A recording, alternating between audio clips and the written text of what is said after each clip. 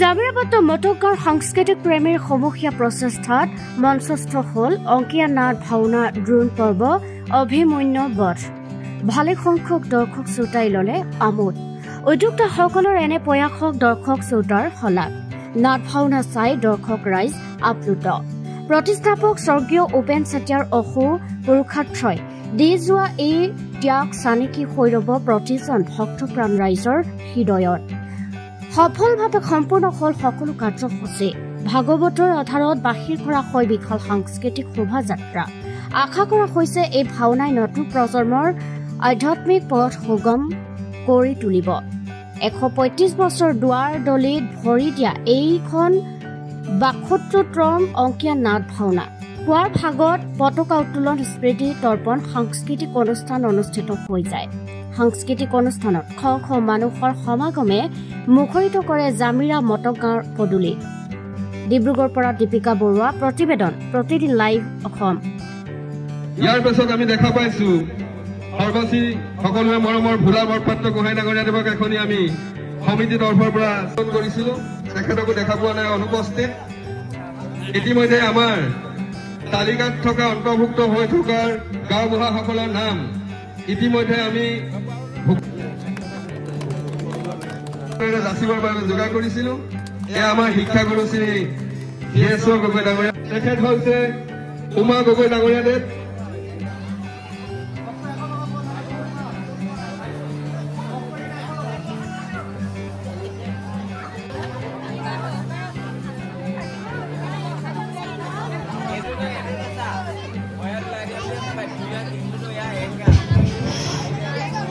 শোভাযাত্ৰা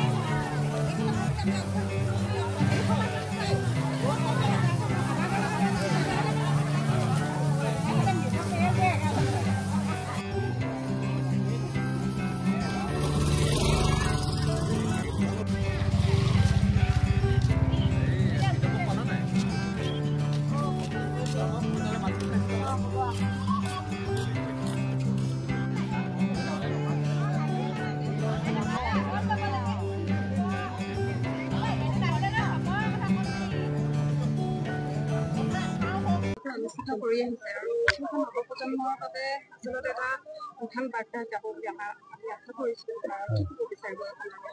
নমস্কাৰ। সদৌ জামিয়াবাসী ৰাইজ তথা ডিব্ৰুগড় ডিষ্ট্ৰিক্টৰ আমাৰ জামিয়া পাত্ৰ গাঁও। আমি প্ৰায় আজি এই অংকীয়া নাট ভাওনাখনি ১৩৫ বছৰমান হৈছে বুলি আমি গম পাইছোঁ।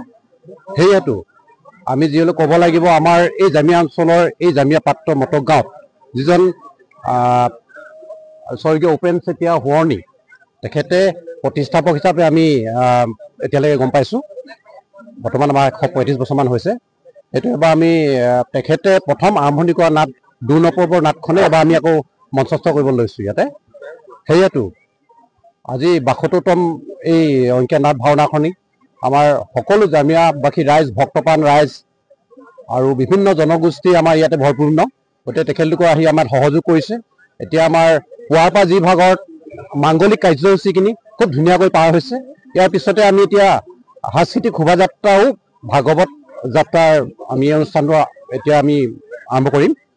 সেইটো সমূহ অসমবাসী ৰাইজলৈ আমাৰ এটাই অনুৰোধ, শ্ৰী শ্ৰী শংকৰদেৱে এই সৃষ্টি কৰা এই নাট ভাওনাখনিৰ যি আধ্যাত্মিক দিশ, এই আধ্যাত্মিক দিশটো এতিয়া নতুন প্ৰজন্মক আমি প্ৰয়োজন হৈছে বুলি ভাবোঁ। আৰু নতুন প্ৰজন্মক আমি এই নাট ভাওনাখনিৰ যোগেদি, ভাওৰ যোগেদিয়ে কিছুমান আধ্যাত্মিক মনৰ ভাৱ তেখেতলোকক আমি জগাই তুলিব লাগিব। সেইটো আমাৰ অনুৰোধ সকলো অসমবাসী ৰাইজলৈ। বিশেষ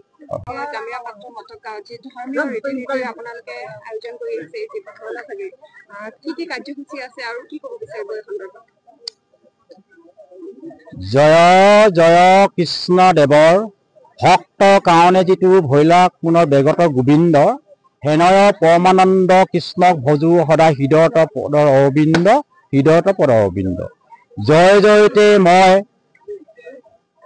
সৰু জামিৰা পাত্ৰ মত গাঁও সমূহ গাঁওৰক্ষী বাহিনী সহযোগত ৭২তম দ্বিবাৰ্ষিক ভাওনাৰ অংকীয়া নাট ভাওনাৰ দ্ৰোণ পৰ্ব অভিমন্যু বধ এইবাৰ আমি নাটকখন কৰিবলৈ আয়োজন কৰিছোঁ। জামিয়া পাত্ৰমত গাঁও এই দুইখনি গাঁৱৰ মাজত আমি এইবাৰ অংকীয়া ভাওনা নাট কৰোঁ আৰু উজনি ছাইডত আমাৰ এখন যাত্ৰা অভিনয় কৰোঁ। এই দুইখনি নাটৰ ভিতৰত আজি আমাৰ প্ৰথম কাৰ্যসূচী আছিল ধৰ্মযুঁজা উত্তোলন। ইতিমধ্যে ধৰ্মযুঁজা উত্তোলন আমাৰ সন্মানীয় গাঁওবুঢ়া হীৰেণ বৰুৱা ডাঙৰীয়াই কৰিলে। দ্বিতীয় কাৰ্যসূচী আছিল আমাৰ স্মৃতি তৰ্পণ। স্মৃতি তৰ্পণ কাৰ্যসূচী আমাৰ গাঁৱৰে জ্যেষ্ঠ বৰ গাঁওবুঢ়া বুলি কয়, তেখেত হ'ল বিপিন চন্দ্ৰ বৰুৱাদেৱ, শ্ৰীযুত ললিত বুঢ়াগোহাঁই বৰ গাঁওবুঢ়া, পৰেশ বৰুৱা গাঁৱৰ গাঁওবুঢ়া। আমি আজি গাঁওখনৰ ২০জন গাঁওবুঢ়াক আমি এখন চেলেং চাদৰে তেখেতক সকলক আমাৰ আদৰিলোঁ।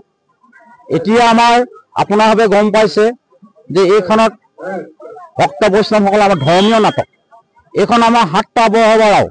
এই ৭টা বৰসভা ৰাওত আমাৰ ভকত গাঁওবুঢ়া, নাম ভক্তসকল, পৰমাৰ্থী ভক্তসকল, আইসকল, সকলো মহিলাৰ যুৱক যুৱতী এক হৈ আজি আমাৰ দ্বিতীয় কাৰ্যসূচী শোভাযাত্ৰা কাৰ্যসূচী। ইতিমধ্যে আমি শোভাযাত্ৰা কাৰ্যসূচীত গজৰাজ আমি তেখেতক আনিছোঁ আৰু সকলোৱে গায়ন বায়ন আছে, আইসকলৰ আইনাম আছে, যুৱকসকলৰ তেখেতসকলৰ হুঁচৰি আছে আৰু বিভিন্ন প্ৰদৰ্শন কৰিব। লগতে আমাৰ আজি এক আকৰ্ষণীয় সৰুৱা খেল ধেমালি আছে। খেল ধেমালি কৰাৰ পিছতেই আমাৰ সমূহীয়া যিসকল ভাৱৰীয়া লৈছে তেখেতসকলে আমাৰ নামঘৰবিলাকত চাকি বন্তি জ্বলাব, সেৱা জনাব।